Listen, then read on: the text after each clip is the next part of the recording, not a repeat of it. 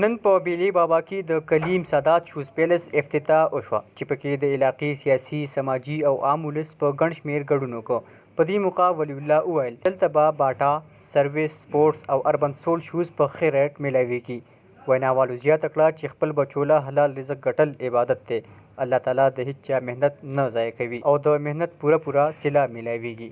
کلیم سادات شوز پیلس دا چې کوم دی نن موږ افتتاح وکړه دی او دا په شانګله کې انشاءالله په 5 نمبر باندې به زموږ دا د هول سیل دکاني او دلته به تاسو سره خصوصي رعایت کیږي او دلته موږ سره هر قسم بوټان میلاویږي، هر قسم چپل. دغه وجې نه زموږ عوام ته ډېر تکلیف و، د سوات نه به یې پیزار راوړو، د هغې وجې نه هغوی ته ریټ هم هلته ګران لګېده. چې اخلاق چې کوم دی هغه به هم تاسو سره انشاءالله ښایي. دغسې وګڼئ چې دا ستاسو خپل دوکان دی، خامخا نه یو پیرل شکر راولګوئ.